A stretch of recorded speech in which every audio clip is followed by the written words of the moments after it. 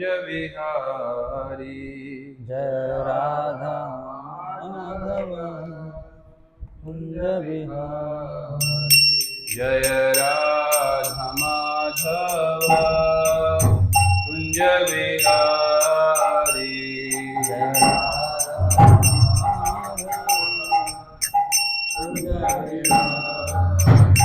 गोपी जन वल्लभ गिरिवरधारी।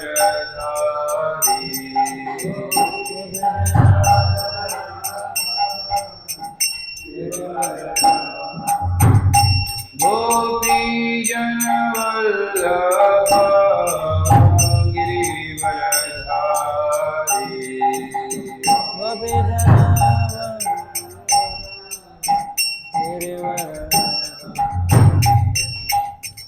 यशोदानंदन व्रज जनरंजन।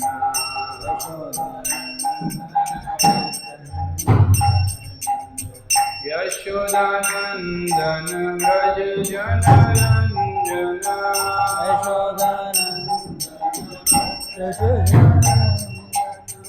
यशोदानंदन व्रज जनरंजन।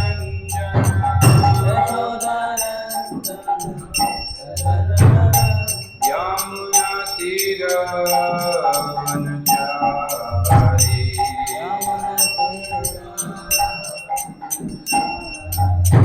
यमुना तीर वनचारी।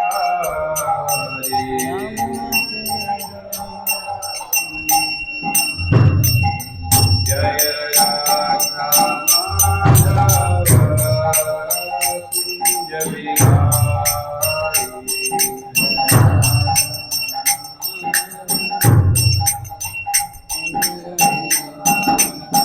जय राधा माधव कुंज विहारी।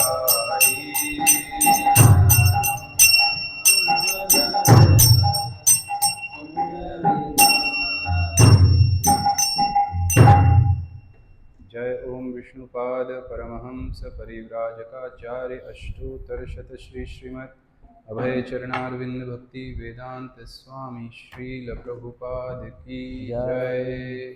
श्री चैतन्य चरितामृत की जय।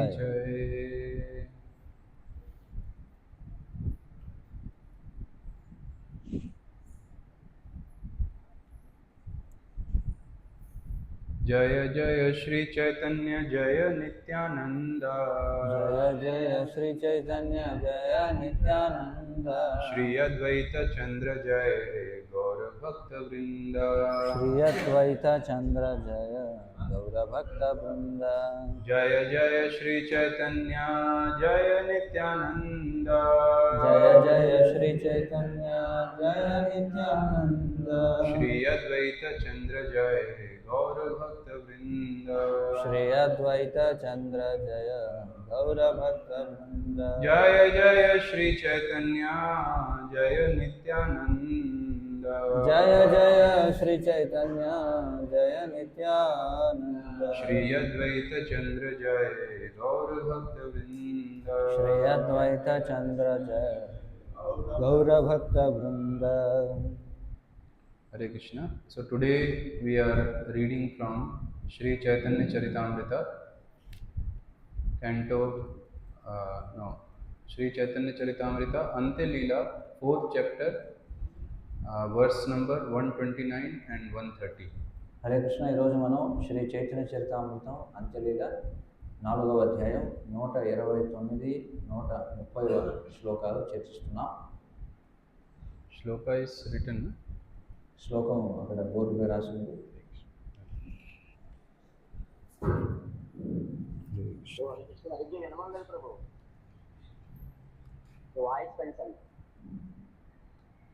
Voice is not coming.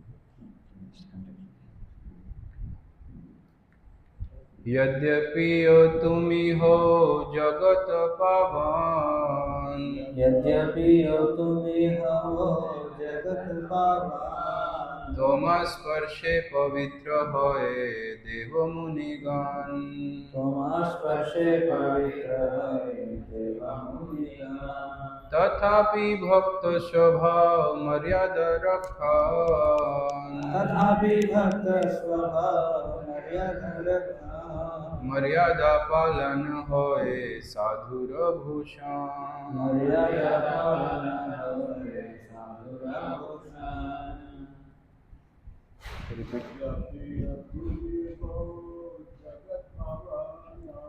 यद्यपि तुमी हो जगत पावन।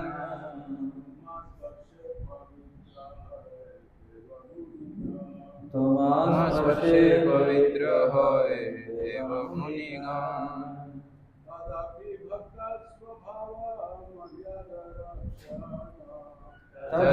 भक्त स्वभाव मर्यादा रक्षण।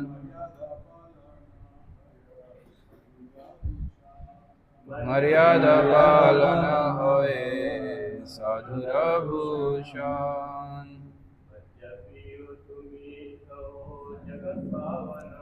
यद्यपि तुमी हो जगत पावन।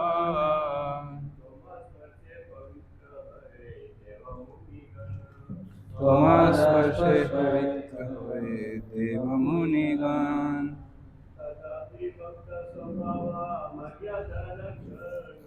तथापि भक्त स्वभाव मर्यादा रक्षण।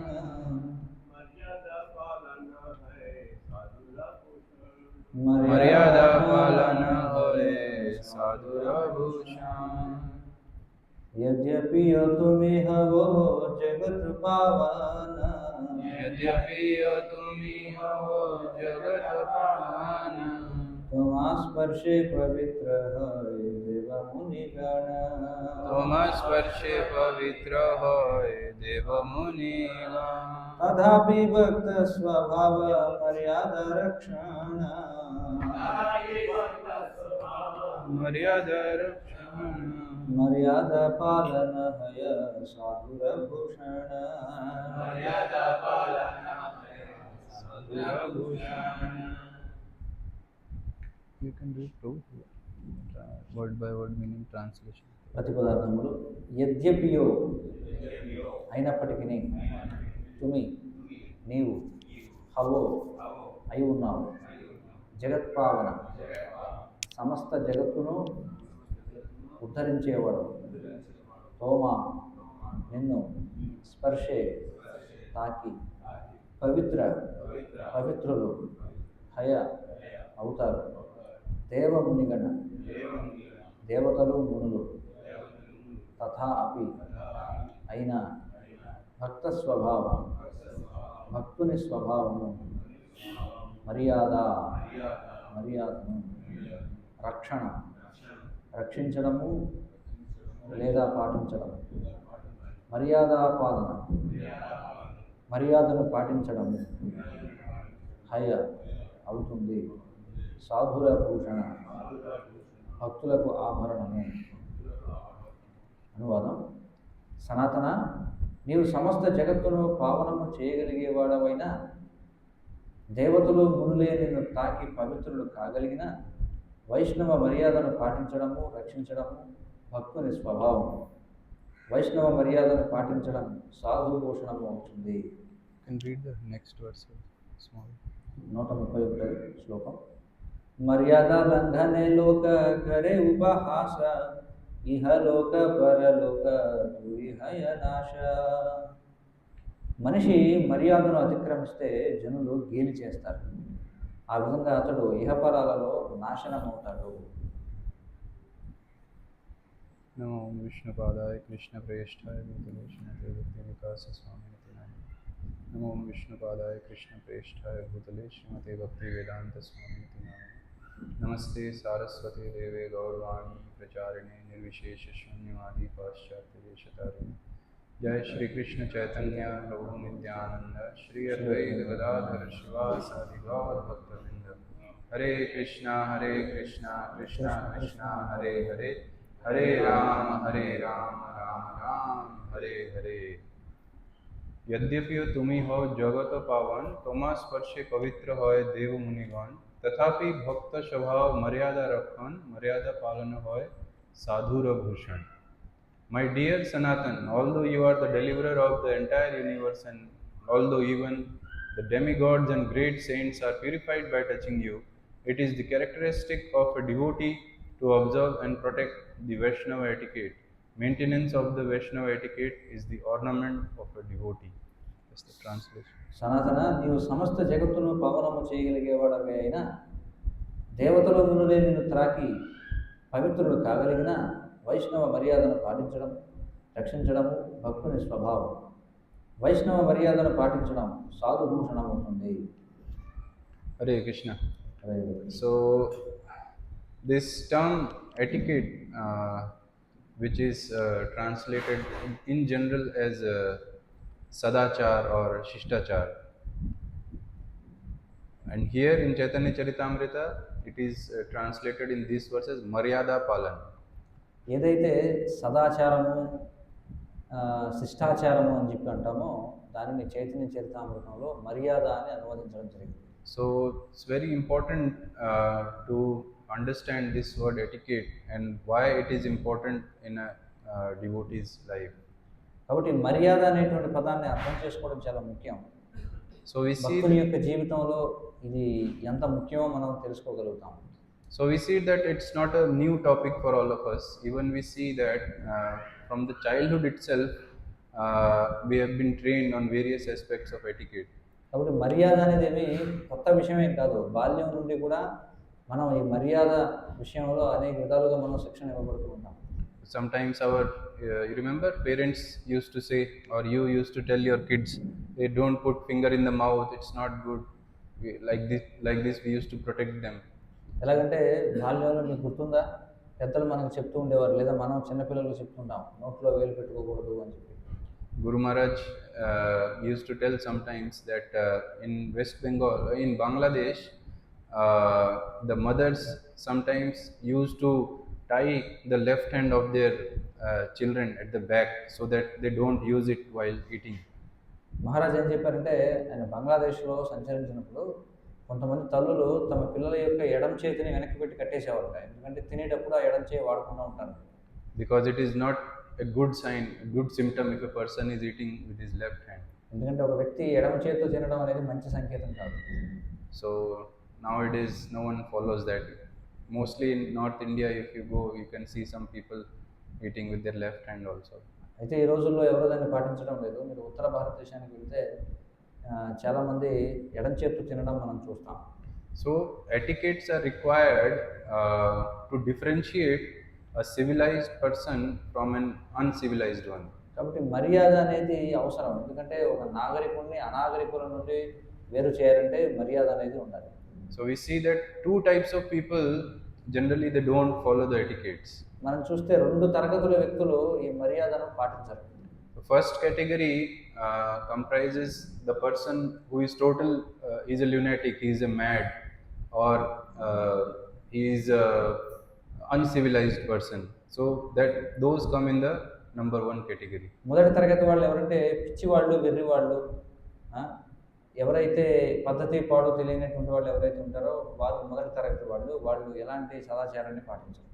So they don't have even normal knowledge or decency to distinguish between what is etiquette and what is not. వారికి ఏది మర్యాద ఏది అమర్యాద అని తెలుసుకోగలిగినటువంటి విచక్షణ కూడా వారికి ఉండదు. I remember once while traveling with Guru Maharaj long time back, maybe it was 9-10 years back, we were in a place in Gujarat called Bhavnagar, and Guru Maharaj stayed in the house of one of the donors. 9-10 సంవత్సరాల క్రితం నాకు గుర్తుంది, నేను గురు మహారాజ్ వారితో ప్రయాణం చేసినప్పుడు గుజరాత్లోని భావనగర్లో మహారాజ్ వారు ఒక జీవిత సభ్యుల యొక్క అంటే ఒక దాతల యొక్క ఇంట్లో బస చేశారు. So in the afternoon time after his prasad, he was meeting devotees and I was near the kitchen where I saw one lady was preparing food in the kitchen. అయితే నేను మధ్యాహ్న సమయంలో మహారాజు వారు ప్రసాదం తీసుకున్న తర్వాత ఆయన కలవడానికి వచ్చిన వారందరినీ కూడా కలుస్తున్నారు. నేను ఆ సమయంలో వంటగది దగ్గర ఉన్నాను. అక్కడ ఒక ఆవిడ ఆమె వంట చేస్తూ ఉంది, ఆహారాన్ని తయారు చేస్తూ ఉంది. Means they were not devotees, just well wishers. అంటే వాళ్ళు భక్తులు కాదనమాట, వాళ్ళు ఊరికే శ్రేయోభిలాషులు అంతే. Then I saw that her husband came and went directly into the kitchen, and where they cook, there is a slab in the kitchen where they stand and cook. Stove is there, so he went and sat right next to the stove on the slab. అయితే ఆ వ్యక్తి అయితే ఏమైందంటే ఆవిడ వంట చేస్తూ ఉంది, ఈ లోపల ఆమె భర్త వచ్చాడు. ఆమె భర్త నేరుగా లోపలికి వచ్చేసాడు.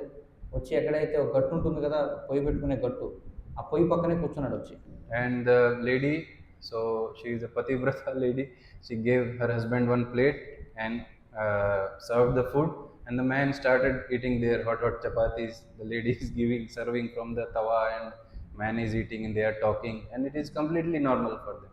మరి ఆమె పతివ్రత అయినటువంటి భార్య కాబట్టి ఆమె ఏం చేసిందంటే, భర్త వచ్చి అక్కడ పొయ్యి పక్కనే కూర్చోగానే భర్తకి ఒక పళ్ళెం ఇచ్చింది. ఆ పళ్ళెంలో పొయ్యి మీద అక్కడే పక్కనే వేస్తున్నటువంటి వేడి వేడి చపాతీలు తీసి అతనికి ఇస్తుంటే ఆ భర్త తింటూ ఉన్నాడు.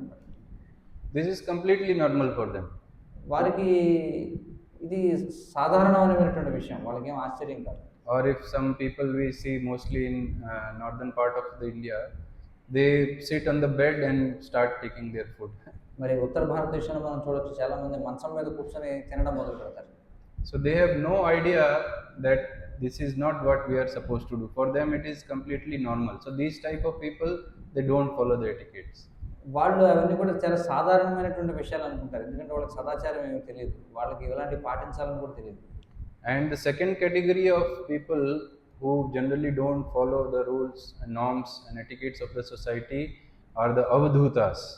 అయితే రెండవ తరగతి వారు ఎవరైతే సమాజం యొక్క కట్టుబాట్లను పాటించిన వారు ఎవరంటే అవధూతలు. So they are so elevated that these normal rules and regulations, they are not made for them.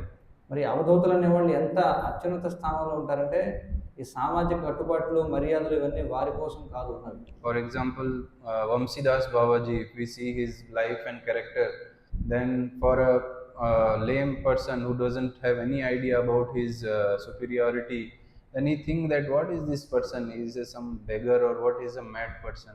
ఉదాహరణకి వంశీదాస బాబాజీ అని ఒక ఆయన ఉన్నారు. ఆయన జీవితంలో మనం చూస్తే ఆయన యొక్క వ్యవహారం చూసి ఎవరైనా సరే, ఏమిటి ఇతను ఏమైనా పిచ్చివాడా, ఇతనికి సాధారణ మర్యాదలు తెలియదా అని అనుకుంటాం. కానీ ఆయన చాలా అత్యున్నత స్థాయిలో ఉండడం వల్ల ఆయన సామాజిక కట్టుబాట్లను పాటించేవారు కాదు. But the devotees, they know about the elevated position of Vamsidas Babaji, and they know that these etiquettes, they are supposed to be followed by us, not an elevated soul like Vamsidas Babaji. కానీ మరి మనం తెలుసుకోవాలి ఏమిటంటే, వంశీదాస బాబాజీ అంత ఉన్నత స్థానంలో ఉన్నటువంటి వారి కోసం కాదు ఈ మర్యాదలు అనేవి ఉన్నాయి, మనలాంటి సాధారణమైనటువంటి వ్యక్తుల కోసం ఉన్నాయి, ఇవి మనం అనుసరించాలి. So speaking about etiquettes, we see that even the general public, even the karmis, so they also give lectures and they also talk about these etiquettes. మరి మనం చూస్తుంటాం, సాధారణమైనటువంటి కర్మిష్ఠులు ఎవరైతే ఉన్నారో వాళ్ళు కూడా ఈ సదాచారం గురించి మాట్లాడుతూ ఉంటారు. Yeah, this was also an etiquette that you instructed not to walk here and there. Just to, if we feel sleepy, we just stand back. We don't walk because it is a distraction for the speaker. ఎందుకంటే నిద్ర వస్తున్నప్పుడు మనం లేచి వెనకాల నిలబడాలి, అంతేగాని అటు ఇటు తిరగకూడదు. తిరిగితే మాట్లాడే వాళ్ళకి దృష్టి పడుతుంది. So etiquettes are, we see that everywhere. సదాచారం అనేది అన్ని చోట్ల ఉంది, పాటించాల్సి. So these karmis also speak about the etiquette. కాబట్టి కర్మిష్ఠులు కూడా ఈ సదాచారం గురించి మాట్లాడుతుంటారు. They speak about etiquette of eating, etiquette of dining, etiquette of dressing, and toilet etiquettes. So many things they teach in the name of etiquettes. కర్మిష్ఠులు కూడా ఈ మర్యాద పేరుతో చాలా విషయాలు నేర్పిస్తుంటారు. తినేటప్పుడు లేకపోతే రకరకాల పనులు చేసేటప్పుడు ఏ విధంగా వ్యవహరించాలనేది వాళ్ళు చెప్తారు. But their etiquettes, what they teach, actually, when compared to the Vaishnava etiquettes that we are talking about, the Karmi etiquettes, it's a bunch of rubbish. కానీ వైష్ణవ సదాచారం మనం ఏదైతే పాటిస్తామో దానితో ఈ బయట లౌకికులు పాటించే మర్యాదను పోలిస్తే లౌకికుల యొక్క మర్యాద ఏదైతే ఉందో వాళ్ళు పాటించేది ఒక చెత్త లాంటిదని చెప్పొచ్చు. For example, they teach about toilet etiquettes to their kids and other people. ఉదాహరణకి వాళ్ళు కర్మిష్ఠులు ఏం చేస్తారు, తమ పిల్లలకి అలాగే ఇతరులకి ఈ మరుగుదొడ్డికి వెళ్ళే సమయంలో పాటించాల్సిన మర్యాదల గురించి చెప్తుంటారు. but they don't have even the normal decency to wash their bags after passing. They consider it civilized that we should not wash our bags, we should use only tissue papers. కానీ వాళ్ళకి మల విసర్జన చేసిన తర్వాత ఈ ఈ వెనుక భాగాన్ని కడుక్కోవాలనేటువంటి కనీస అంటే ఇది కూడా తెలియదు అనమాట. ఎందుకంటే చాలా దేశాల్లో వాళ్ళు ఏం చేస్తారు, కాగితం పెట్టి తుడుచుకుంటారు. I was very surprised when I was working in one company, and when I went to the toilet, so there was no water. There were only tissue rolls, and I was thinking, what is this? It's such a big company and this is their standards. నేను ఒక కంపెనీలో పనిచేసినప్పుడు నేను చూశాను, నేను మరుగుదొడ్డికి వెళితే అక్కడ నీళ్లు లేవు. అంటే వాళ్ళు ఎవరో కడుక్కోరు అనమాట, కాగితంతో తుడుచుకుంటారు. అక్కడ చూస్తే అటు ఇటు 2 కాగితం పెద్ద పెద్ద బండిల్స్ ఉన్నాయి అటు ఇటు. నేను ఆశ్చర్యపోయాను, ఇదేమిటి ఇంత పెద్ద కంపెనీలో కడుక్కోవడానికి నీళ్ళు లేవు. I was feeling disgusted even to shake hands, because we had to shake hands with the people there. I was disgusted because so many people are using the toilet and they are dressed as so civilized gentlemen, but they don't know even how to use the toilet. ఆ కంపెనీలో పనిచేసినప్పుడు ఎవరికైనా కరచాలనం చేయాలంటే నేను చాలా చిరాకుగా అనిపించేది. ఎందుకంటే వాళ్ళెవరు కూడా మరుగుదొడ్డికి వెళ్ళి వాళ్ళు కడుక్కోవడం అనేది లేదు. స్నానం చేయడం గురించి పక్కన పెట్టండి, కడుక్కోవడమే లేదు, అసలు కాగితమే వాడతారు అనమాట. మరి వాళ్ళు పైకేమో చాలా హుందాగా వస్త్రాలు ధరించుంటారు, అలాంటి వాటితో చేతులు ఎలా కలుపుతాం? Sometimes when we tell people that after passing stool you have to take bath, they are surprised. What? We have to take bath after passing stool? కొన్నిసార్లు బయట వాళ్ళకి మల విసర్జన చేసిన తర్వాత స్నానం చేయాలని చెప్తే వాళ్ళు ఆశ్చర్యపోతారు. ఇదేమిటి, మల విసర్జన చేసి స్నానం చేయాలి అనుకుంటారు. So they have never heard of it. Another type of etiquette people teach is that it is very civilized to eat with knife and fork and everything, like this you have to hold, and like that they teach the etiquettes.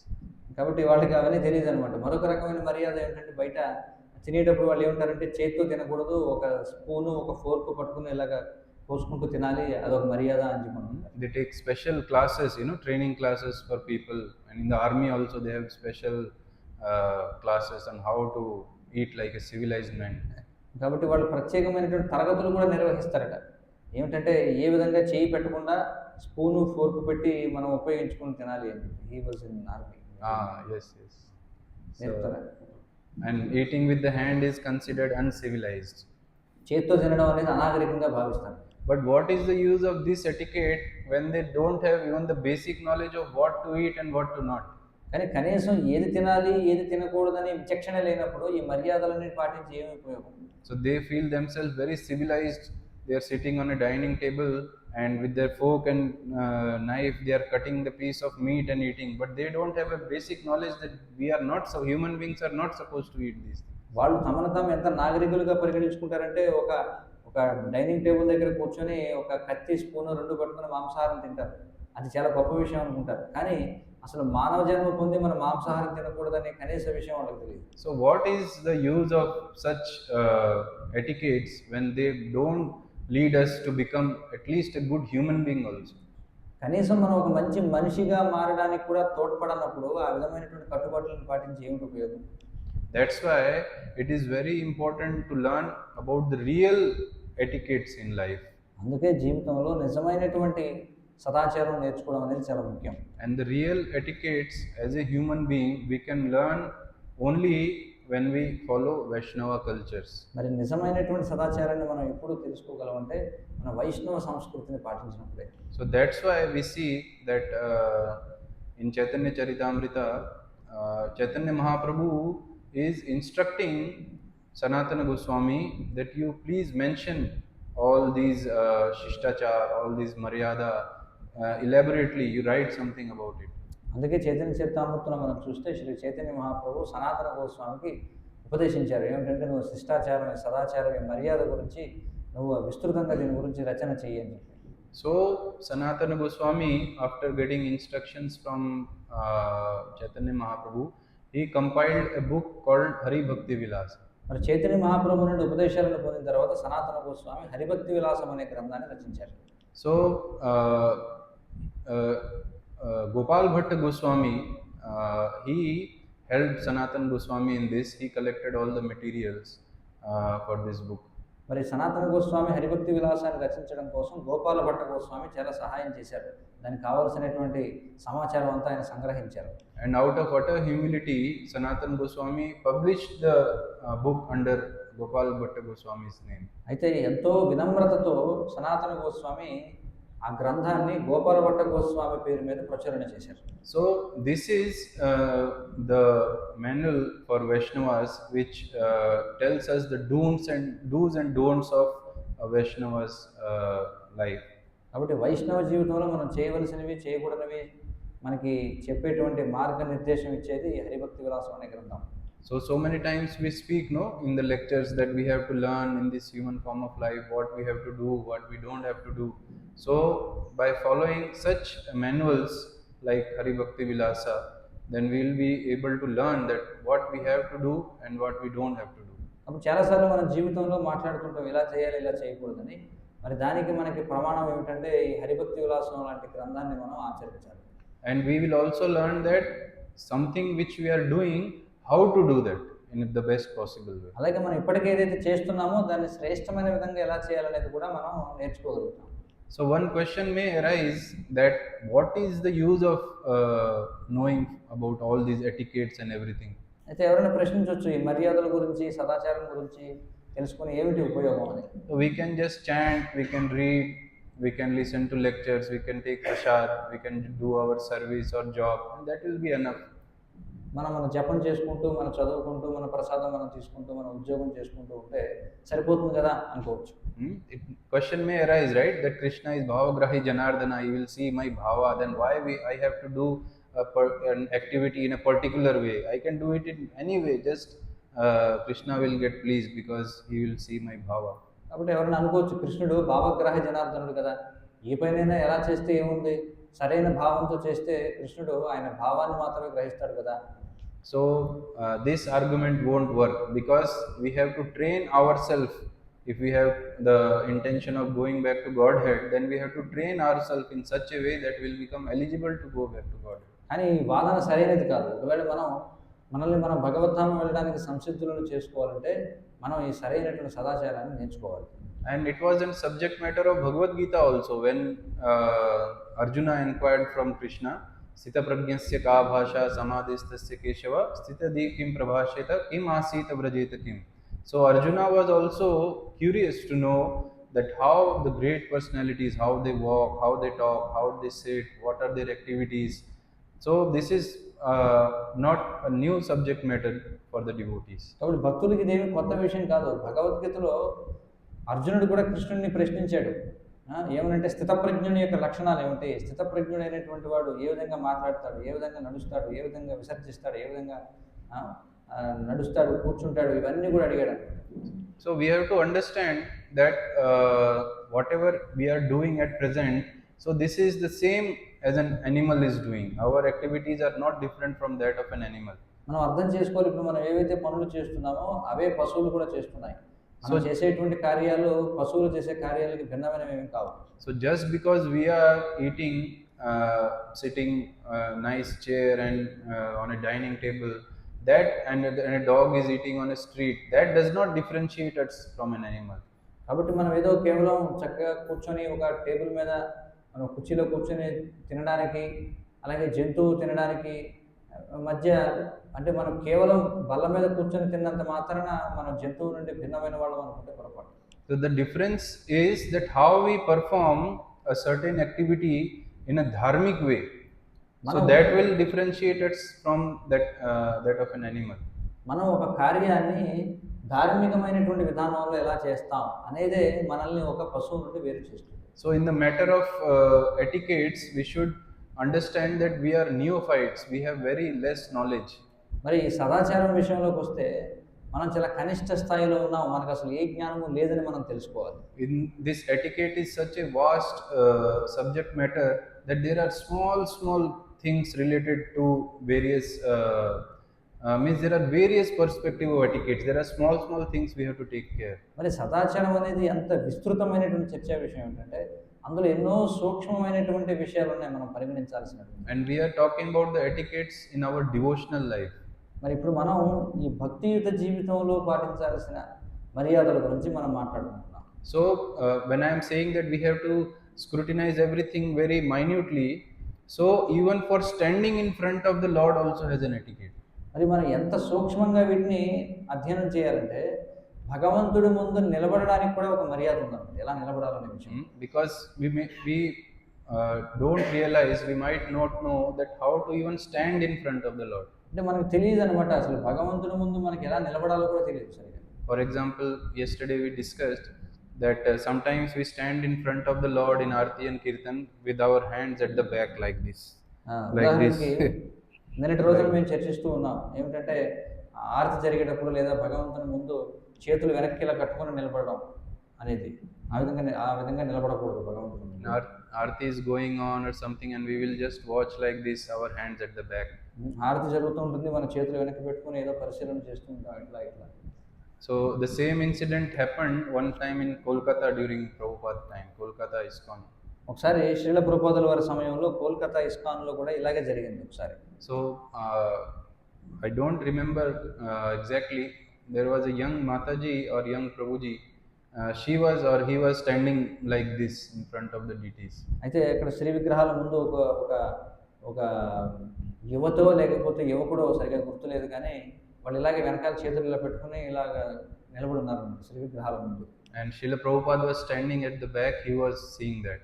అయితే శ్రీల ప్రభుపాదుల వారు వారికి వెనకాల నిలబడి వీళ్ళు ఇలా నిలబడడం చూస్తున్నారు. And suddenly he went and just tapped on the hand of that Mataji or Prabhuji. I forgot. Hey, don't hold your hand like this at the back. కాబట్టి ప్రభుపాదుల వారు వెనక నుంచి వచ్చి ఎవరైతే యువతో యువకుడో మొత్తానికి ఇలా చూస్తుంటే వెనక నుంచి వచ్చి చేతిని కొట్టి వెనకాల ఇలా తీసేశారు. Because like this is considered as a sign of pride that I am a very big man. It's like a landlord. Prabhupada just it's like a landlord. Are you a landlord?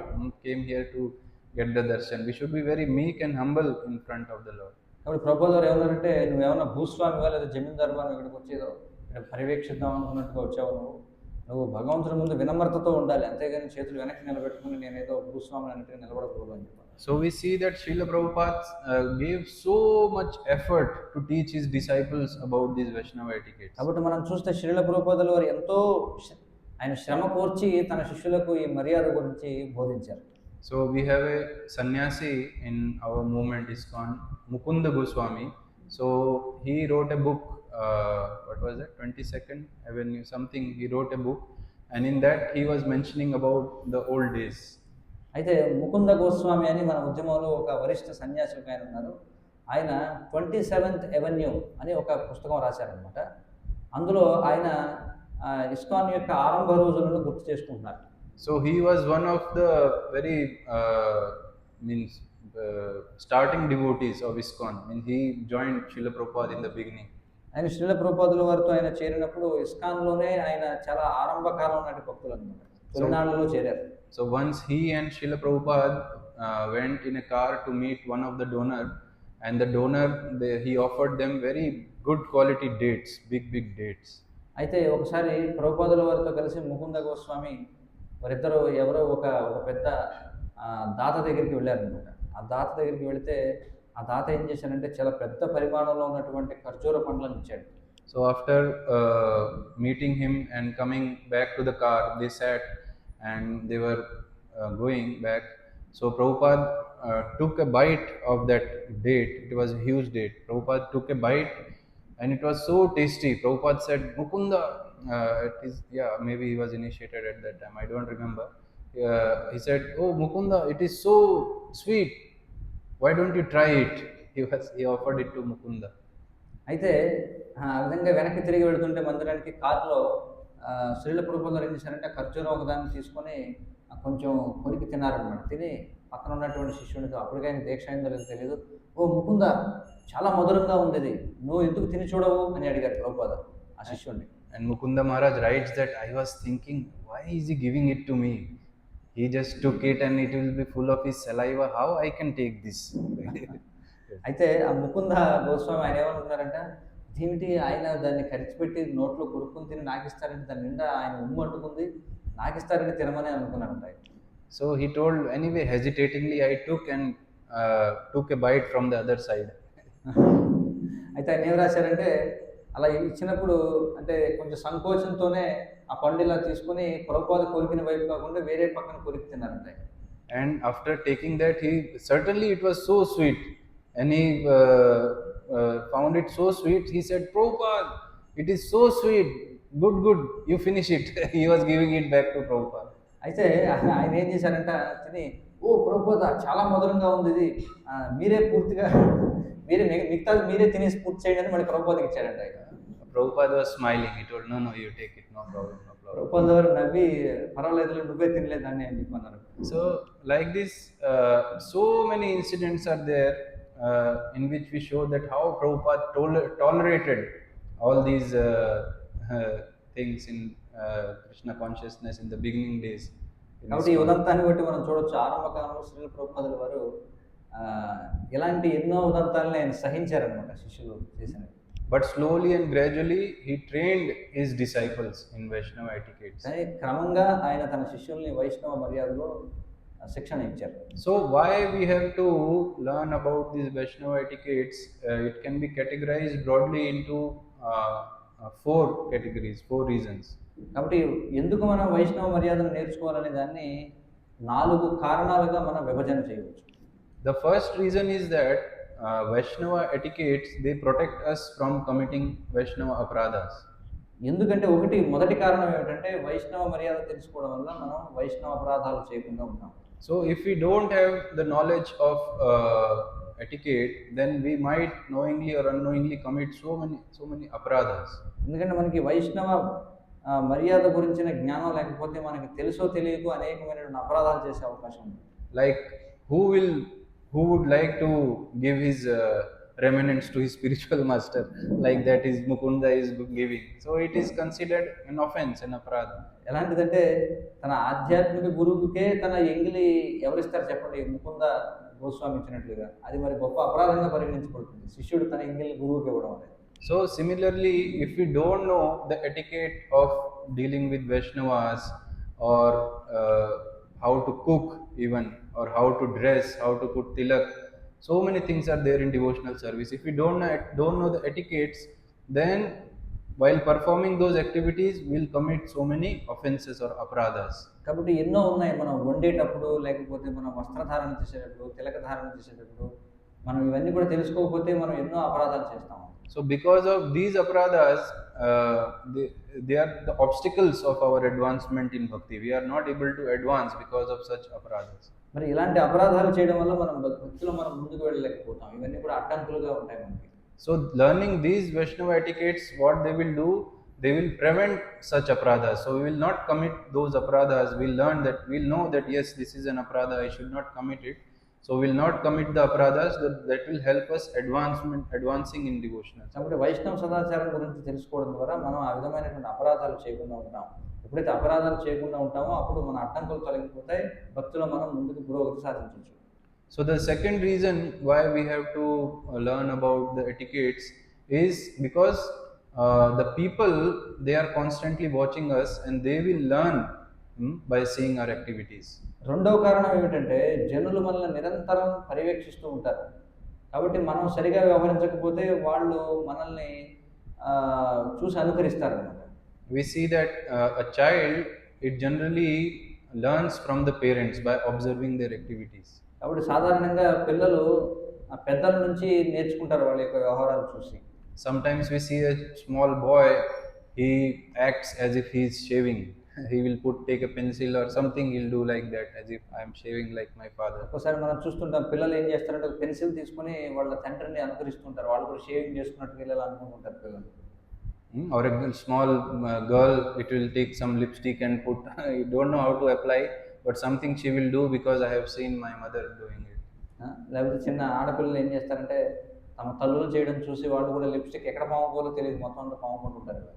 So similarly, whatever we do, it's very important that how we are doing, because others are watching us and they will also try to do as if we are doing, because they will consider it normal. కాబట్టి మనం ఏదైతే చేస్తున్నామో దాన్ని చూసి ఇతరులు కూడా అనుకరించడానికి ప్రయత్నం చేస్తారు, ఎందుకంటే మనం చేసేదాన్ని సర్వసాధారణంగా అనుకుంటారు వాళ్ళు. One devotee once sent me a video, so and in that video one man and woman were there, and they were expecting a guest in their house. అయితే ఒక భక్తుడు నాకు ఒక వీడియో పంపించాడు. ఆ వీడియోలో ఒక స్త్రీ మరియు పురుషుడు వాళ్ళు తమ ఇంట్లో ఒక అతిథి వస్తాడని చెప్పి ఆశిస్తున్నారనమాట. So they had one small young boy, a small boy also, and the guest came, and that guest husband wife, and they had a small daughter. అయితే ఆ దంపతులు ఎవరైతే ఉన్నారో వాళ్ళకి ఒక చిన్న పాప ఉంది, ఒక చిన్న అబ్బాయి ఉన్నాడు. అయితే అతిథి వచ్చాడు ఇంటికి. So they were all talking and enjoying, and in between those small boy and girl, they were playing with each other. Marriage. They were telling, we are married. I am husband. She is wife. They were playing marriage. అయితే అతిథి ఆ విధంగా ఇంటికి వచ్చాడు. అయితే వాళ్ళు చిన్న పిల్లలు ఎవరైతే ఉన్నారో, చిన్న అబ్బాయి అమ్మాయి ఎవరైతే ఉన్నారో వాళ్ళు పెళ్లి ఆట ఆడుకుంటున్నారంట. అంటే ఇదిగో నేను వధువుని, నువ్వు వరుడివి, లేకపోతే నువ్వు వరుడివి, నేను వధువుని అని వాళ్ళు మాట్లాడుతున్నారు. You know, small children sometimes they will act like that. So ఎందుకంటే చిన్న పిల్లలు ఒక్కోసారి ఆ విధంగా వ్యవహరిస్తూ ఉంటారు. So the parents were laughing. They were asking, okay. So what you will do now? Tell me what both of you will do. అయితే తల్లిదండ్రులు చూసి నవ్వుకొని, సరే అయితే ఇప్పుడు నువ్వేం పని చేస్తావు చెప్పు అని ఏదో నవ్వుకుంటూ అడుగుతున్నారు. The small girl was telling, now I will cook for him, and I will make his lunch ready. I'll send him to office, something like that. అయితే ఆడపిల్ల ఏమంటుందంటే, నేను అతని కోసం వండుతాను, నేను ఇది వండుతాను, నేను అతనికి ఆఫీస్కి వెళ్ళడానికి నేను అన్ని కూడా ఏర్పాట్లు చేసి పెడతాను అని అంటుంది. And the small boy, he was telling that, yeah, I will take my food, then I will go to office, I will work, and I will come back, and then I will beat her. తర్వాత ఆ పిల్లవాడు ఏమన్నాడంటే, అవును నేను ఆ కార్యాలయానికి వెళ్తాను, వెళ్ళిన తర్వాత ఉద్యోగం చేసి ఇంటికి వస్తాను, ఇంటికి వచ్చిన తర్వాత ఈవిని కొడతాను అని చెప్పాను. Till that moment the video was going very nicely. That moment he said like this, everyone became serious. అప్పటి వరకు వీడియో అంతా బాగానే సాగుతుంది. కానీ ఎప్పుడైతే ఈ అబ్బాయి నేను ఇంటికి వచ్చిన తర్వాత ఈవిని కొడతాను అని చెప్పన్నాడో అప్పుడు మొత్తం వాతావరణం అంతా గంభీరంగా మారిపోయింది. Why he said I will beat her? ఎందుకని అతను అన్నాడు నేను ఈవిని కొడతానని? Because he is seeing this every day in his house, that father comes back from the office and start beating the mother because of some argument. So he is telling I will beat her. ఎందుకని వాడు అలా అంటున్నాడంటే, ప్రతిరోజు కూడా అతను చూస్తాడు తన తండ్రి ఇంటికి వచ్చిన తర్వాత భార్యతో భర్తకి ఏదో వాగ్వివాదం జరుగుతుంది, తర్వాత భర్త భార్యని కొడతాడు. అందుకని వీడు కూడా ఏమన్నాడు, నేను ఇంటికి వచ్చాక నేను రోజు వీడిని కొడతాను అనుకోండి. So they considered it normal. కాబట్టి వాళ్ళు సర్వసాధారణమైన విషయం అనుకున్నారు. So similarly, it's very important responsibility that the Vaishnavas have, because whatever they do, the general public will follow. అందుకే మరి వైష్ణవాలుగా ఉండడం అనేది చాలా గొప్ప బాధ్యత. ఎందుకంటే వాళ్ళు ఏదైతే చేస్తారో సాధారణ జనసామాన్యం వాళ్ళని అనుసరిస్తారు. యద్యదాచరతి శ్రేష్టస్ తత్తదేవేతరో జనః సయత్ ప్రమాణం కురుతే లోకస్తదనువర్తతే. Suppose if a Vaishnava is taking pan every day, so someone will think that it is okay for Vaishnavas to eat pan, chew pan. So they will also start. Why? Because I have seen that person taking, so I am also taking. ఉదాహరణకి ఎవరైనా ఒక వైష్ణవుడు రోజు తాంబూలం తింటున్నాడు అనుకోండి, కిళ్ళి వేసుకుంటున్నాడు అనుకోండి, అది చూసి బయట వాళ్ళు ఏమనుకుంటారు, ఓహో వైష్ణవులు ఇలా తీసుకోవచ్చు అనమాట అని చెప్పి వాళ్ళు కూడా రోజు కిళ్ళిని ఉండడం మొదలు పెడతారు. So by our behavior, at least we should set an example for the society and our family members also, that yes, by following this Krishna consciousness, my personality has changed like this. కాబట్టి మనం ఈ వైష్ణవ సదాచారాన్ని పాటిస్తూ సమాజానికి అలాగే మన కుటుంబంలో కూడా మనం ఒక ఉదాహరణ నెలకొల్పాలి. అంటే వాళ్ళు అర్థం చేసుకోవాలి, ఓహో వైష్ణవుడు అంటే ఈ విధంగా ఉండాలా అని ఆదర్శంగా తీసుకోవాలి. And if they don't observe any change in us, then they will criticize ISKCON and Prabhupada and everyone. What is the use of your going to ISKCON and going to the programs, joining? You are like how you were before, like now also you are like that only.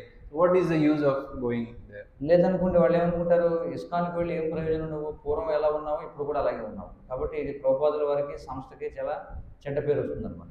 Suppose you are brahmachari, and after some time you are going to meet your parents, and in the house you are waking up at 8 a.m., 8:30 a.m. and not taking bath, and late you are taking bath, and means doing all the nonsense. They might not tell you, but they might think that what are the changes in it? There are no changes. Why he joined, we don't know.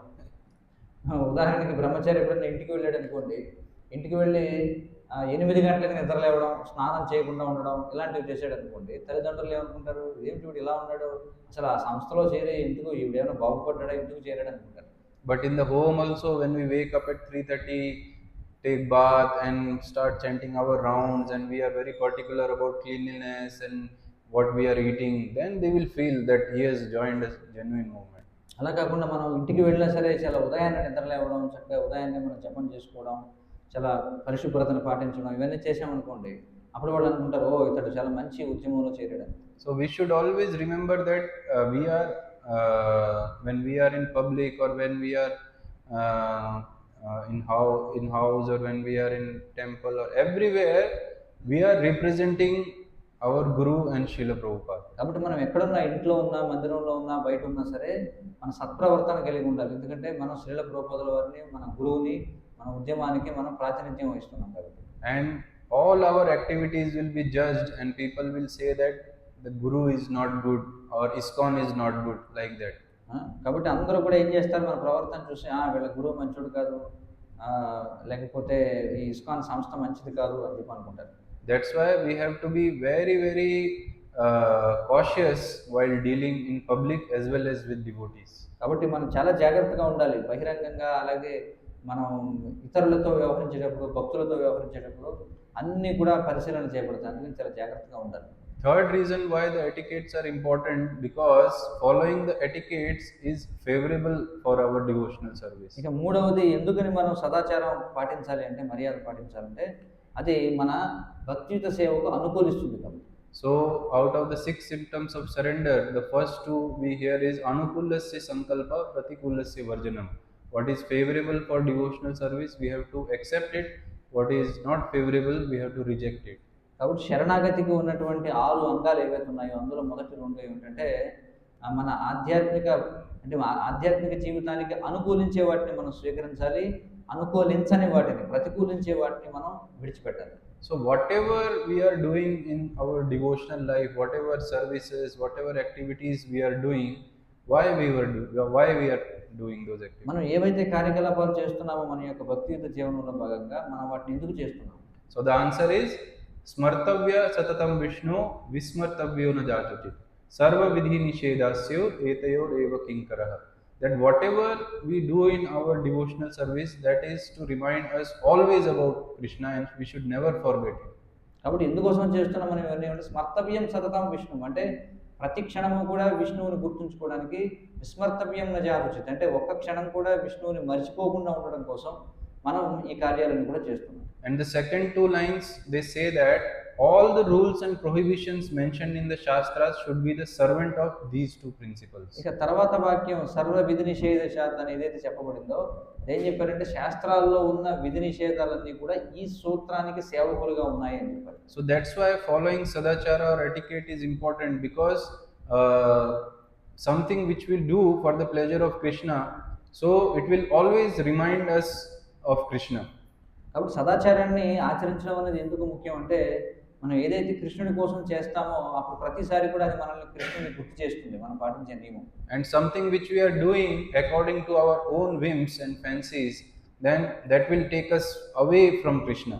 అలాగే మన ఇష్టానుసారంగా మనం చేసే కార్యకలాపాలు అవి మనల్ని కృష్ణుడి నుంచి దూరంగా తీసుకుపడతాయి. So that's why whatever we do, if we do according to proper Vaishnava etiquettes, so that is considered as favorable for devotional service, which will bring us more and more closer to Krishna. కాబట్టి ఏవైతే వైష్ణవ సదాచారాన్ని అనుసరించి ఉంటాయో మనం వాటిని పాటించడం వల్ల, ఆ కార్యక్రమాలు చేయడం వల్ల అవి మనల్ని కృష్ణుడికి చేరువ చేస్తాయి. So the next reason why we should follow etiquettes, and this is one of the very important reason, because it will be pleasing to our Guru, it will be pleasing to Srila Prabhupada and all the Guru Parampara, and it will be pleasing to Lord himself. ఇక 4వ అతి ముఖ్యమైన కారణం ఎందుకు సదాచారాన్ని ఆచరించాలి అంటే, అది మన గురువుకి, శ్రీల ప్రభుపాదుల వారికి, చైతన్య మహాప్రభుకి, అలాగే కృష్ణుడికి సంతృప్తినిస్తుంది కాబట్టి. In today's verse, what the Lord is saying, that this Maryada Palan, or this following the etiquettes, it is the ornament of a Vaishnava. మరి ఇక్కడ ఈరోజు మన శ్లోకంలో చూసాం, చైతన్య మహాప్రభు ఏమంటున్నారు, మరి ఈ మర్యాదలను అనుసరించడం అనేది భక్తునికి భూషణం అని చెప్పుకుంటున్నారు, ఆభరణం అని చెప్పుకుంటున్నారు. And we see that our Guru Maharaj, he emphasizes so much on etiquettes. Every moment if he sees something is going wrong, he will correct there and there itself. మరి మన గురు మహారాజ్ వారు ఆయన సదాచారంపై ఎంతగా నొక్కి చెప్తారంటే, ప్రతి క్షణం ఆయన ఏదైనా తప్పుగా జరుగుతుందంటే వెంటనే దాన్ని సరిచేస్తారు. Even small, small details he will observe and he will correct us because he wants us to achieve perfection in Krishna consciousness. చివరికి చిన్న చిన్న తప్పులు కూడా ఆయన సరిదిద్దుతూ ఉంటారు. ఎందుకంటే మనం కృష్ణ భక్తిలో పరిపూర్ణం అవ్వాలి అనే ఉద్దేశంతో. So if we are following etiquettes in our devotional life, then what it will do is it will make us very, very dear to our Guru, Srila Prabhupada, Parampara, and ultimately to the Lord. కాబట్టి మన భక్తియుత జీవితంలో మన సదాచారాన్ని అనుసరించినట్లయితే అది మనల్ని మన గురువుకి ప్రియమైన వారిగా చేస్తుంది. మరి గురువుని సంతృప్తి పరిస్తే మనం పరంపరని సంతృప్తి పరిచినట్టు అవుతాం. ఆ విధంగా పరంపర సంతృప్తి చెందితే కృష్ణుడు కూడా సంతృప్తి చెందుతారు. So what is this sadachara, this etiquette? It can be broadly classified into two, achar and prachar. కాబట్టి సదాచారం అనే దాన్ని మనం స్థూలంగా రెండుగా విభజన చేయొచ్చు. ఏమిటంటే ఆచారము, రెండవది ప్రచారం. So what are the things that comes under achar? There are two categories under achar. ఆచారంలోకి వచ్చేవి మళ్ళీ రెండు రకాలుగా ఉన్నాయి. So achar means number one is our appearance. It includes our dressing and our tilak and kanthi, our total appearance of a Vaishnava. కాబట్టి మొదటిది అందులో ఏమిటంటే ఒక ఆచారం అంటే ఏమిటంటే మన యొక్క తిలకం ఎలా ధరించాము, అలాగే మన వస్త్రధారణ ఎలా ఉంది, అంటే భక్తుని యొక్క రూపం ఎలా ఉందో అది మొదటిది. And it also includes the nitya karmas, means right from waking up in the morning till sleeping in the night, whatever activities we are doing, how we are doing that also comes under achar. కాబట్టి ఆచారంలోకి వచ్చే మరొకటి ఏమిటంటే నిత్య కార్యాలు ఏవైతే ఉన్నాయి, మనం ఉదయం నిద్ర లేచిన దగ్గర నుంచి రాత్రి నిద్రించే వరకు మనం చేసేటువంటి కార్యాలన్నీ కూడా ఈ ఆచారంలోకి వస్తాయి. So for everything there is an etiquette, even for waking up. It's not like in our karmi life, we used to wake up and where is our bed sheet and what we are doing. We are just sitting for some time, again sleeping, or just thinking something. It's like that we used to wake up in our karmi life. So activity is same, waking up, but there is an etiquette of how to wake up also for a Vaishnava. కాబట్టి నిద్ర లేవడం అనే దాంట్లో కూడా ఎంతో మనకి ఆచారం ఉందన్నమాట. మనం చూస్తే భక్తులకు రాకముందు నిద్ర లేచినప్పుడు ఎప్పుడో ఆలస్యంగా నిద్ర లేచి ఏమి పడుకున్నటువంటి ఆ పక్క బట్టలు ఏవైతే ఉంటాయో దుప్పట్లు వాటిని అలాగే విసిరేస్తాం, కాసేపు లేచి నుంచుంటాం, మళ్ళీ పడుకుంటాం, మళ్ళీ లేచి నుంచుంటాం.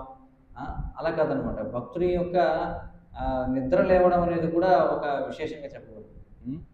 Such a simple activity as waking up, you will think that what etiquettes are required. I'll wake up, just that is called waking up, means I woke up, means finished. What etiquettes are required? But it is so subtle, Vijnana, science, this etiquette, Vaishnava etiquette, that even after waking up, we have to wake up in a Vaishnava way, not in a karmi way. చివరికి మనం నిద్ర లేచినప్పుడు కూడా చాలా మంది అనుకోవచ్చు, ఇదేమిటి దీంట్లో పెద్ద విషయం ఏముంటుంది, నిద్ర లేవడం అంతే కదా అనుకోవచ్చు. కానీ మనం ఏ విధంగా నిద్ర లేస్తాం, ఏ విధమైనటువంటి విధానంలో అనేది కూడా ఒక సదాచారంగా చెప్పబడుతుంది. For example, eating. Eating means eating, just put the food in the mouth. Okay, offer it to Krishna. Okay, then put in the mouth. This is called eating. But it is not just how we are eating. There is another subtle science of how a Vaishnava eats. అలాగే తినడం విషయంలోకి వస్తే తినడం ఏముంది, కృష్ణుడికి అర్పిస్తాం, తర్వాత మనం తింటాం, తీసుకుని నోట్లో పెట్టుకుంటాం, అంతే కదా అనుకోవచ్చు. కానీ అందులో కూడా ఒక పద్ధతి ఉంది ఏ విధంగా తినాలి. So like this, for all our activities throughout the day, there is an etiquette related to that. కాబట్టి ప్రతిరోజు మనం చేసే నిత్య కర్మలు ఏవైతే ఉన్నాయో వాటన్నింటిలో కూడా ఒక మర్యాద అనేటువంటిది ఉందన్నమాట. So this is the first activity under etiquette, achar. The second one is called prachar. కాబట్టి మొదటిది ఏమిటంటే ఇది సదాచారంలో ఆచారం, రెండవది ప్రచారం. So prachar in broader sense, it describes that how we behave with others. మరి ప్రచారం అంటే ఏమిటంటే ఇతరులతో మనం ఎలా వ్యవహరిస్తాం అనే దాన్ని ఇది మనకు చెబుతుంది. So how we are behaving among the devotee circle and how we are behaving with outsiders, karmis, how we are behaving with the opposite gender. So many things are there. So those come under the category of prachar. ఇంకా ప్రచారం అనే దానిలోకి ఏమి వస్తాయంటే మనం భక్తులతో ఎలా వ్యవహరిస్తున్నాం, బయట సమాజంలో మనం ఎలా వ్యవహరిస్తున్నాం, అలాగే పురుషులు స్త్రీలతో ఎలా వ్యవహరిస్తున్నారు, ఇవన్నీ కూడా ప్రచారం అనే దాంట్లోకి వస్తాయి. So a devotee is generally expected to follow both these achar and prachar nicely, then he is considered a devotee. కాబట్టి ఒక భక్తుడు అంటే అతడు ఈ ఆచారాన్ని ప్రచారాన్ని రెండింటిని కూడా సక్రమంగా పాటించాలి, అప్పుడే అతడు సరైన భక్తుడిగా చెప్పబడతాడు. So in the Chaitanya Charitamrita, in the Antya Leela, 4th chapter, verse 103 and 104, Sanatana Goswami is speaking with Haridas Thakur. Chaitanya చరితామృతంలో అంత్యలీలలో ఒక అధ్యాయంలో మనం చూస్తే సనాతన గోస్వామి హరిదాస్ ఠాకూర్తో మాట్లాడుతున్నారు. Few shlokas back in the same chapter you can find in the back, when you go back.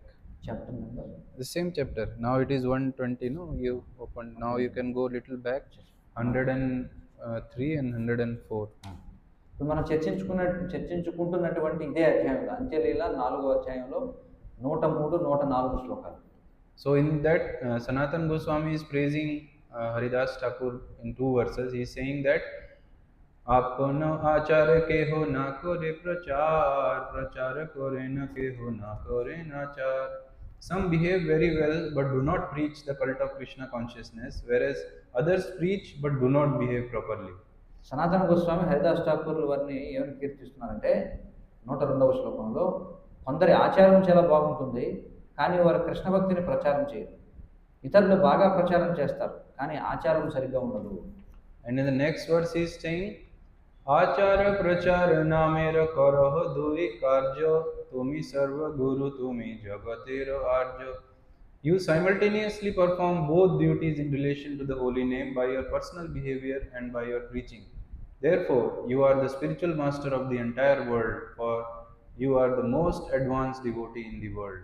ఇంకా ఏమంటారంటే సనాతన గోస్వామి హరిదాస్ ఠాకూర్తో, హరిదాస, ఆచారము ద్వారా ప్రచారము ద్వారా భగవన్నామ సంబంధంలో మీరు 2 బాధ్యతలను చక్కగా నిర్వహిస్తున్నారు, అందుకే మీరు సమస్త ప్రపంచానికి గురువై ఉన్నారు, మీరు జగత్తులోనే పరమభక్తులు అని చెప్పన్నారు. So in this way, Sanatana Goswami is praising Haridas Thakur that he is following achar, means in whatever his personal lifestyle, whatever he is doing, he is following that also pakka very nicely, plus prachar, whatever he is behaving with others, whatever he is preaching to others, so both way he is following nicely. That's why he can become the real guru of this entire world. సనాతన గోస్వామి హరిదాస్ ఠాకూర్ వారు ఏమంటారంటే, హరిదాస, మీరు వ్యక్తిగత జీవితంలో మీ ఆచరణ చాలా చక్కగా ఉంటుంది, అలాగే మీ యొక్క ప్రచారం కూడా చాలా చక్కగా ఉంటుంది, అందుకే మీరు చాలా ఆదర్శనీయమైనటువంటి వారు, మీరు సమస్త ప్రపంచానికి గురువు అయినటువంటి వారు, మీరు జగత్తులోనే పరమ భక్తులు అని చెప్పంటున్నారు.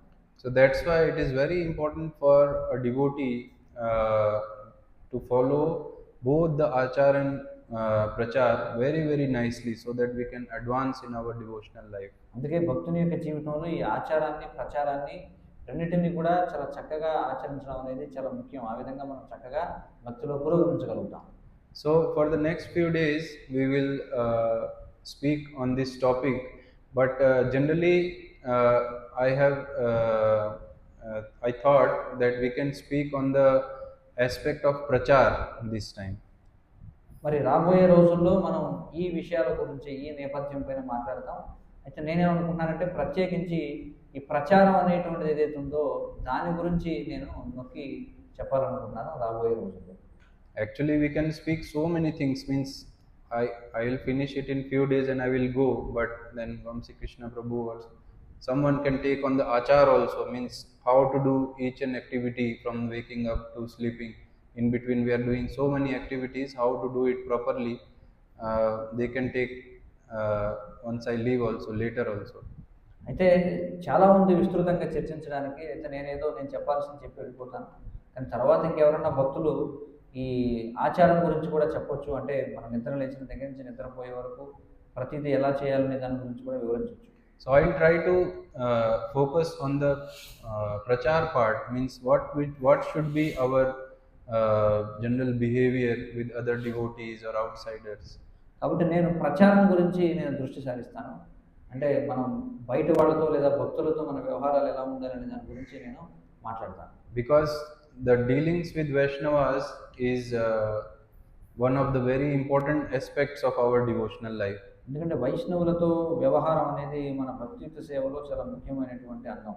we see that there are two extremes. Either it is spoken too much about, or it is not spoken at all. అయితే మనం చూస్తే 2 కనిపిస్తుంటాయి. దీని గురించి బాగా ఎక్కువగా మాట్లాడడం ఒకటి, లేకపోతే అసలు ఏమీ మాట్లాడకుండా ఉండడం అనేది. ఈ రెండే కనిపిస్తాయి మనకి. So we will try to strike a balance and see that why it is very very important feature of a devotee, that how he is dealing with other devotees and outsiders, opposite gender and so many things. కాబట్టి మనం ఈ 2 వైపులకి వెళ్ళిపోకుండా, అంటే అటు బాగా ఎక్కువగా లేకపోతే అసలు మాట్లాడకుండా కాకుండా ఒక సమతౌల్యంగా ఉండడానికి ప్రయత్నం చేద్దాం. ఏ విధంగా మన వ్యవహారాలు వైష్ణవులతో ఎలా ఉండాలి, బయట వాళ్ళతో ఎలా ఉండాలి, స్త్రీలు పురుషులతో, పురుషులు స్త్రీలతో ఎలా వ్యవహరించాలి అనే దాని గురించి కొన్ని విషయాలు చర్చిద్దాం. So this is again a very vast subject, and just 3-4 days is not enough to discuss, but we will try to cover various aspects. ఇది మళ్ళీ నేను చెప్తున్నాను కదా, చాలా విస్తృతమైనటువంటి అంశం, చాలా ఉంది చర్చించుకోవడానికి, కానీ ఉన్నటువంటి సమయంలో చర్చించుకోదగినటువంటి ముఖ్య విషయాలు నేను చర్చిస్తాను. We'll try to hear from the examples from Chaitanya Charitamrita and Srimad Bhagavatam and various scriptures, means various personalities, various pastimes. We'll try to learn from those pastimes. కాబట్టి మనం శ్రీ చైతన్య చరితామృతం నుండి, అలాగే అనేక రకాల లీలలు ఉన్నాయి మనం చూస్తే, వాటి నుండి మనం అనేక విషయాలు నేర్చుకోవచ్చు. కాబట్టి వాటి నుండి మనం తెలుసుకోవడానికి ప్రయత్నం చేద్దాం. Okay, I'll end here. Hare Krishna, Krishna Krishna, Hare Hare. Hare Rama, Rama Rama, Hare Hare. You take questions today? ఇంకా ఏమైనా ప్రశ్నలు, సూచనలు ఉంటే చెప్పండి.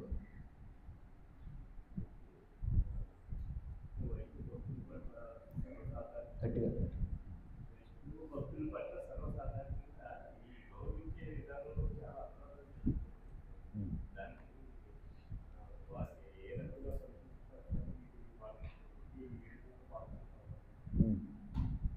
So he's telling regarding dealings among Vaishnavas. So it seems it's a very difficult task. So how to please them and how to properly behave, that has to be known.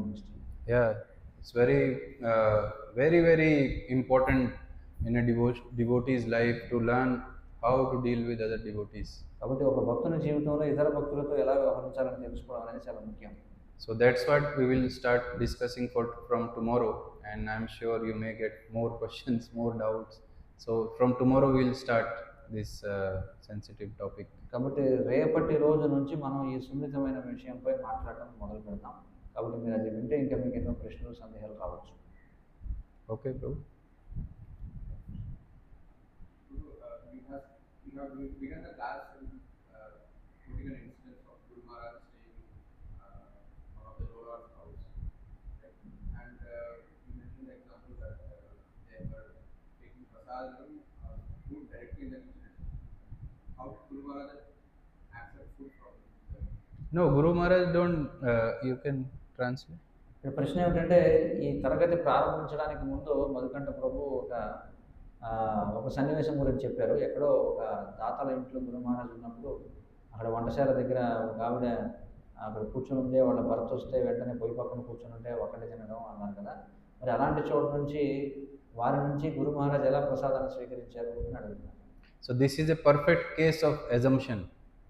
ఇప్పుడు ఇది ఒక ఊహాగానం అనమాట. అంటే నేను చెప్పిన దాన్ని మీరు ఏదో వేరే రకంగా ఊహించుకోవడం అనే దానికి ఇది ఒక పరిపూర్ణ ఉదాహరణ. So you would have assumed that because Maharaj have stayed in their house, so he would have eaten from them also. కాబట్టి మీరేమనుకున్నారంటే అక్కడ మహారాజు వారు ఆ ఇంట్లో ఉన్నారు కాబట్టి వాళ్ళ నుంచే తిన్నారని మీరు అనుకోవచ్చు. But the case was that in that place where we went, only that house was the one which was okay, where Guru Maharaj could have stayed. Other houses were not proper. అయితే మేము ఏ ప్రదేశానికి అయితే వెళ్ళామో అక్కడ గురు మహారాజు ఉండడానికి ఆ ఇల్లే నివాసయోగ్యంగా ఉంది, ఇతర గృహాలు నివాసయోగ్యంగా లేవు. The disciples, they cooked in their house and they brought for Guru Maharaj, not that this person was cooking for Maharaj. కాబట్టి భక్తులు వేరే ఇంట్లో వాళ్ళు వండి మహారాజు తెచ్చిచ్చారు. కాబట్టి మహారాజు గారు ఆ ప్రసాదం తీసుకున్నారు, కానీ ఈ ఇంట్లో తీసుకోలేదు. So it was their great fortune that a sannyasi of such caliber, he made their house auspicious by means agreeing to stay there, but he was not touching anything there, means eating anything there. It was cooked by the disciples and brought to that place. కాబట్టి అంత గొప్ప సన్యాసి అలాంటి చోట ఉండడం అనేది ఆ ఇంటిని ఆ ఇంటికి ఎంతో శుభప్రదమైనటువంటిది అనమాట. మరి మహారాజ్ ఏమి అక్కడ ఏ పదార్థాన్ని కూడా ముట్టుకోలేదు. భక్తులు బయట నుంచి వండి తీసుకొస్తే దాన్ని తీసుకున్నారు. So this is also one topic that we'll discuss in the upcoming days. Assumptions in devotional. కాబట్టి రాబోయే రోజుల్లో మనం ఈ విషయాన్ని కూడా చర్చిస్తాం. ఊహాగానం చేయడం. Sometimes we assume so many things in our mind, and it is good that you asked. Sometimes devotees don't ask, they assume, keep it within themselves, and they start building a story upon something which is not existing, and one day they blast like something, but for a topic that doesn't exist also. So this is one కాబట్టి important. మీరు అడగడం మంచిదైంది. ఎందుకంటే దీని గురించి కూడా మనం మాట్లాడతాం, ఊహాగానం చేసుకోవడం అనేది. ఎందుకంటే భక్తులు ఏదో ఒకటి ఊహాగానం చేసుకుని దాని వెనకాల ఒక పెద్ద కథ అల్లుకుంటారు. వాళ్ళ లోపల ఒక అగ్నిపర్వతంలాగా రగులుతూ ఉంటుంది. వాళ్ళు ఉన్నట్టుండి ఎప్పుడో బరస్ట్ అవుతారన్నమాట. ఆ విస్ఫోటనం జరిగి అంత కక్కేస్తూ ఉంటారు. So it is always good to open the mind to someone, or clear the doubts or whatever sanshaya, whatever assumptions we have. కాబట్టి మనకి ఏవైతే సందేహాలు ఉన్నాయో మనసులో, మనం ఏదో ఒక భక్తునితో వాటిని చక్కగా చెప్పుకోవడం అనేది చాలా మంచిది. లేకపోతే ఇలాంటివి ఏవో ఊహాగానాలు జరుగుతూ ఉంటాయి. Okay. श्री चैतन्य चरितामृत की जय। जय, श्रील प्रभुपाद की जय। जय।